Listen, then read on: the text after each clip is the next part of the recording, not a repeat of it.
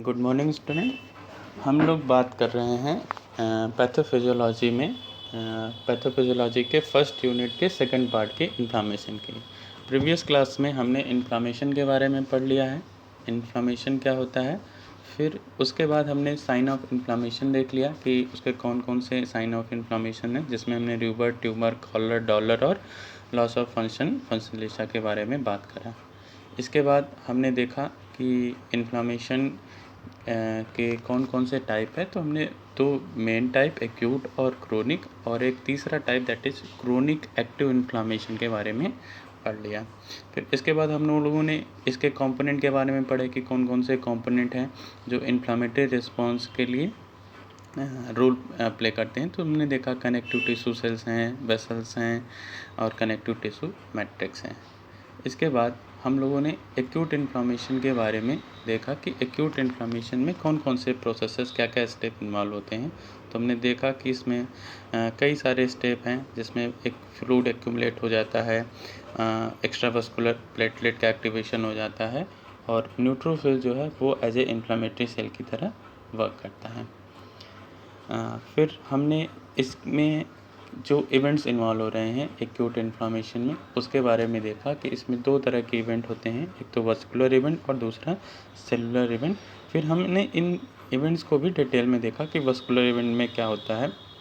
तो vascular event में हमने देखे कि हीमोडायनेमिक चेंजेस, दो फेजेस होते हैं, हीमोडायनेमिक फेजेस और वस्कुलर परमेबिलिटी में क्या क्या चेंजेस आ रहे हैं।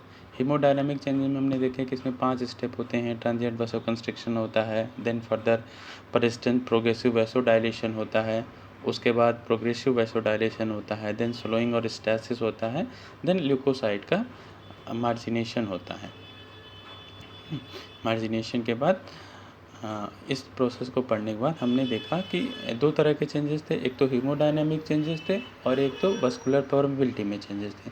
तो फिर हमने देखा कि वस्कुलर परमेबिलिटी में कैसे कैसे चेंजेस होते हैं, जिसमें हमने दो चीज़ों के बीच में डिफरेंस करने की कोशिश की कि ट्रांसड्यूएट क्या होते हैं और एक्सड्यूएट क्या होते हैं। हमने बताया था कि ट्रांसड्यूएट वो जब वस्कुलर परमेबिलिटी बढ़ती है और केवल प्लाज्मा लीक आउट करता है तो उसको हम बोलते हैं ट्रांसड्यूएट, और एक्सड्यूएट जब वस्कुलर परमेबिलिटी और ज़्यादा बढ़ जाती है, एंडोथेलियल का रिट्रैक्शन हो जाता है, गैप ज़्यादा बढ़ जाते हैं, उस केस में प्लाज्मा के साथ साथ प्रोटीन्स भी जब बाहर आने लगते हैं तो उसको हम बोलते थे एक्सड्यूएटेड। इस डायग्राम्स के माध्यम से हमने समझने की कोशिश की।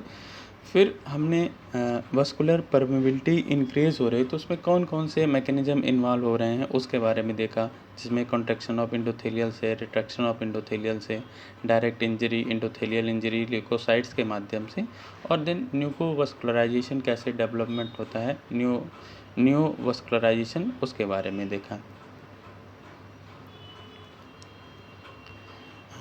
फिर लास्ट क्लास में हम लोग सेलुलर इवेंट के बारे में देख रहे थे कि सेलुलर इवेंट में कौन कौन से फेजेस हैं। तो उसमें हमने देखा कि एक तो एक्सुडेशन ऑफ ल्यूकोसाइट और दूसरा फैगोसाइट। तो एक्सुडेशन ऑफ ल्यूकोसाइट के बारे में हम लोगों ने देखा कि एक्सुडेशन ऑफ ल्यूकोसाइट्स में कई सारे स्टेप इन्वॉल्व होते हैं, जिसमें सबसे पहला स्टेप होता है change in form element of blood. मतलब इसमें हमने देखा कि कैसे जो ब्लड के कंपोनेंट थे उनके फॉर्म में कैसे चेंज हो रहा था, कैसे वो ब्लड वेसल्स के अंदर जो है अपना ओरिएंटेशन चेंज करते थे ना।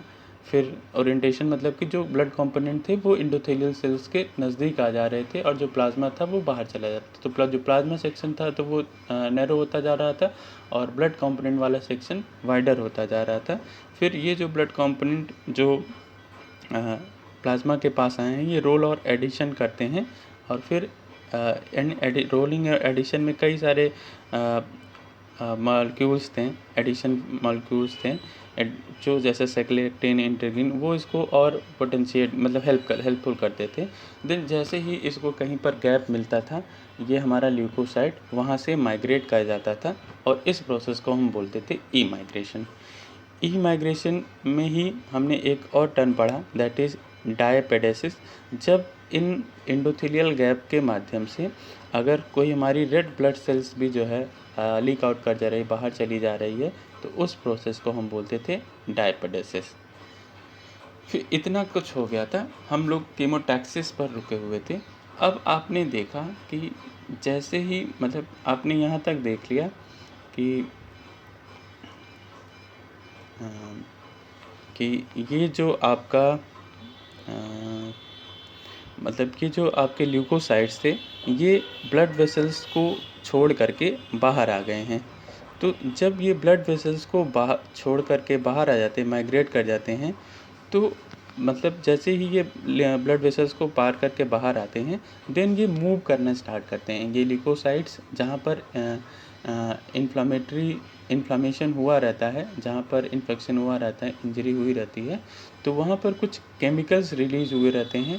तो उन केमिकल्स की ओर इन ल्यूकोसाइट्स के माइग्रेशन को ही हम क्या बोलते हैं, कीमोटैक्सिस। कीमोटैक्सिस एक प्रोसेस है जिसके माध्यम से जो हमारा ल्यूकोसाइट है वो मूव करता है इन इंजर्ड सेल के पास। ठीक है, तो कई सारे बैरियर को जैसे एंडोथेलियल, बेसमेंट मेम्ब्रेन, पेरिवस्कुलर और माइक्रोफ्लास्ट और मैट्रिक्स को पार करके ये मतलब वहाँ पर मूव करता है, ताकि जहाँ पर डैमेज हुआ है उस चीज़ को ये रेक्टिफाई कर सकें। तो कई सारे कीमोटैक्टिक सब्सटेंसेस हैं जिनको हम कीमोकाइनिन्स भी बोलते हैं। तो जैसे ल्यूकोट्राइन्स हैं, ल्यूकोट्राइन्स जो कि एराचिडोनिक एसिड मेटाबोलाइट है। अभी हम आगे पढ़ेंगे कि एराचिडोनिक एसिड से ल्यूकोट्राइन्स कैसे सिंथेसाइज होते हैं ना। तो उसमें दो तरह के पाथवे हैं जिसमें ल्यूकोट्राइन्स के सिंथेसिस बेसिकली लिपोऑक्सीजिनेज के माध्यम से होती है। इसके अलावा और कीमोकाइनिन्स, कीमोस्टैटिक फैक्टर हैं, जैसे कॉम्प्लीमेंट सिस्टम के कंपोनेंट जिसमें आपके C5a और C3a इंक्लूड होते हैं। इसके अलावा साइटोकाइनिन्स हैं, ल्यूकिन्स हैं, उसमें भी स्पेशली इंटरल्यूकिन 8। तो कीमोटैक्सिस के बारे में ये एक पूरा समरी है कि कैसे ल्यूकोसाइट्स जो है ब्लड वेसल से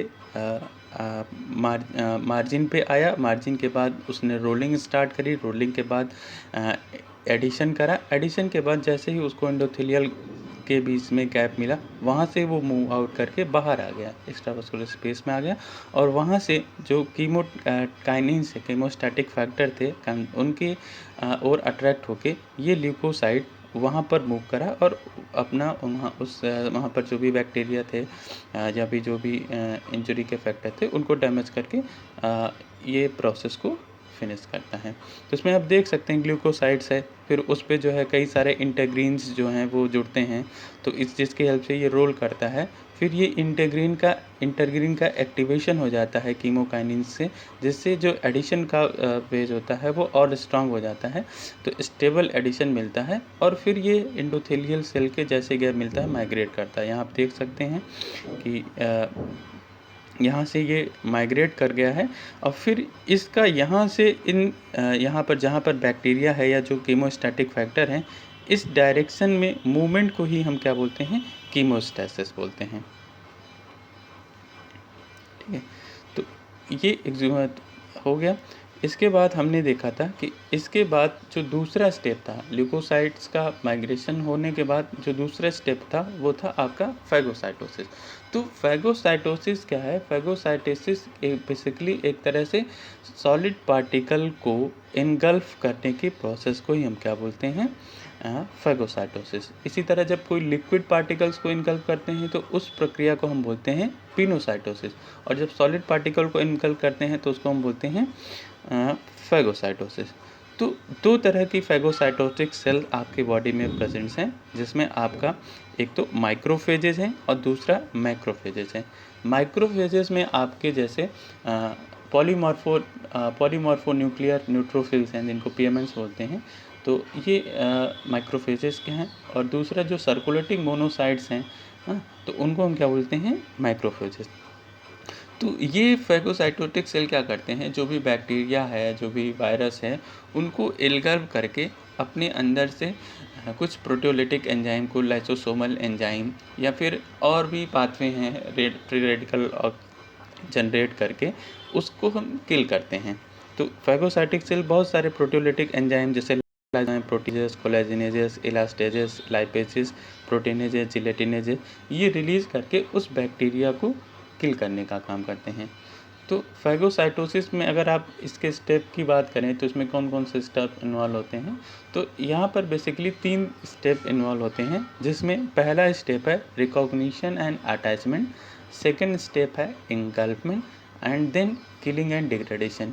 ये फेगोसाइटोसिस, अगर आपने अमीबा की फीडिंग के बारे में पढ़ा होगा कि अमीबा कैसे अपना भोजन लेता है, तो उस चीज़ से आप इसको समझ सकते हैं कि जैसे ही वो फूड के कांटेक्ट में आता है, वो स्यूडोपोड्स बनाना स्टार्ट करता है। स्यूडोपोड्स के बीच में, जैसे यहाँ पर बन रहा है स्यूडोपोड, आप देख सकते हैं कि जो भी बैक्टीरिया है, उस बैक्टीरिया के चारों तरफ क्या बन रहा है, स्यूडोपोड्स बन रहा है, और उसको वो घेर ले रहा है, इनकल्प कर ले रहा है।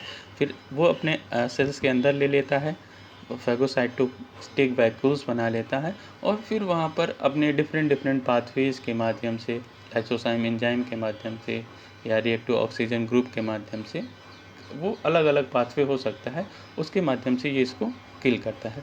तो अभी हम बात करेंगे कि इसमें जो 3 स्टेप इन्वॉल्व हो रहे हैं, रिकॉग्निशन एंड एडेजन, मतलब कि आइडेंटिफाई करना और उस बैक्टीरिया से उसको इस सेल्स को जोड़ना, देन आइडेंटिफाई करने के बाद उसको इनगल्प करता है, और इनगल्प करने के बाद उसको डिग्रेड करता है। तो इसको हम देखते हैं, रिकॉग्निशन एंड अटैचमेंट में क्या होता है। तो रिकॉग्निशन एंड अटैचमेंट प्रोसेस जो है, वो सबसे पहले स्टार्ट होगी कि ये जो हमारे ल्यूकोसाइट्स थे, इनमें कुछ सरफेस रिसेप्टर डेवलप होंगे। वो सरफेस रिसेप्टर इन माइक्रोफेजेस पर डेवलप होंगे, और ये सरफेस रिसेप्टर काम करेंगे आइडेंटिफाई करने का कि कौन सा बैक्टीरिया है, किसको हमको किल करना है। तो और ये सरफेस रिसेप्टर का एक्टिवेशन फर्दर और एक्टिवेट हो जाता है जब किसी बैक्टीरिया के ऊपर स्पेसिफिक प्रोटीन लाइक ऑप्सोनिन्स मौजूद होते हैं, तो ये सरफेस रिसेप्टर और ज़्यादा एक्टिवेटेड होता है। तो कई सारे सरफेस रिसेप्टर्स हैं जिसमें आपके कई सारे ऑप्सोनिन्स हैं जिनसे जो बैक्टीरिया ये मैक्रोफेजेस आइडेंटिफाई करते हैं, जिसमें आईजीजी ऑप्सोनिन्स हैं, C3b ऑप्सोनिन्स हैं, लेक्टिन्स हैं। आप इसमें देख सकते हैं, इस डायग्राम में आईजीजी ऑप्सोनिन्स हैं, लेक्टिन्स हैं, और C3b है। और एफसी रिसेप्टर, मतलब ये सरफेस रिसेप्टर इस पर डेवलप हुआ है। ये मैक्रोफेज इन ऑप्सोनिन्स को, इन बैक्टीरिया को पहचानने का काम करेगा। जैसे ही ये रिकॉग्नाइज़ कर लेगा, रिकॉग्नाइज़ करने के बाद ये साइटोप्लाज्मिक स्यूडोपॉड्स बनाएगा। स्यूडोपॉड मतलब कि ये जो मैक्रोफेज थे, इनमें एक तरह से मूव करेगा ये अब साइड बाय साइड, और बैक्टीरिया को इनगल्प करने लगा। तो ये जो साइड में आपके बने हुए हैं, इनको हम बोलते हैं स्यूडोपॉड्स। तो स्यूडोपॉड्स के माध्यम से ये बैक्टीरिया को इनगल्प कर लेगा। इनगल्प करने के बाद जो है ये फेगोलाइसोसोम्स बना लेंगे, और फिर जो है उसका जो है किलिंग और डिग्रेडेशन करेंगे। तो किलिंग जो है माइक्रो ऑर्गेनिज्म की, वो take place by antibacterial substances further degraded by hydrolytic enzyme. इसमें जो हाइड्रोलिटिक एंजाइम होंगे, उनकी हेल्प से उस बैक्टीरिया को किल कर देता है। ठीक है। फिर इसके बाद एक और चीज़ होती है फेगोसाइटिस में, जो बैक्टीरिया आ गया उसका डिस्पोजल कैसे होता है। तो उसके डिस्पोजल के लिए जो है 2 तरह के मैकेनिज़्म हैं। एक तो इंट्रासेलुलर मैकेनिज़्म है, और दूसरा एक्स्ट्रा सेलुलर मैकेनिज़्म है। इंट्रासेलुलर में जैसे 3 तरह के पाथवेज हैं, जैसे ऑक्सीडेटिव बैक्टीरिसाइडल मैकेनिज्म, मतलब 2 तो ऑक्सीडेटिव हैं और तीसरा नॉन ऑक्सीडेटिव है। ऑक्सीडेटिव पाथवेज में आपके एक तो ऑक्सीजन फ्री रेडिकल है, और दूसरा oxidative bactericidal by lysosomal granule, और तीसरा जो पाथवे है वो नॉन ऑक्सीडेटिव बैक्टीरियासाइडल मैकेनिज्म है। इसमें भी एमपीओ डिपेंडेंट और एमपीओ इंडिपेंडेंट भी हो सकते हैं। ठीक है। तो एक्स्ट्रा सेलुलर मैकेनिज्म आपके ग्रेन्यूल्स और इम्यून मैकेनिज्म है। इनको आपको डिटेल में पढ़ने की ज़रूरत नहीं है। तो इस तरह से एक्यूट इन्फ्लामेशन वाला जो पार्ट है आपका, कि एक्यूट इन्फ्लामेशन क्या होते हैं, उसमें कौन कौन से इवेंट इन्वॉल्व होते हैं, क्या क्या स्टेप हैं, वो आपका हो गया। नेक्स्ट क्लास में जो है हम लोग पढ़ेंगे क्रोनिक इन्फ्लामेशन के बारे में, और कौन कौन से मीडिएटर्स हैं जो कि इन इन्फ्लामेटरी रिस्पॉन्सेस को मीडिएट करते हैं।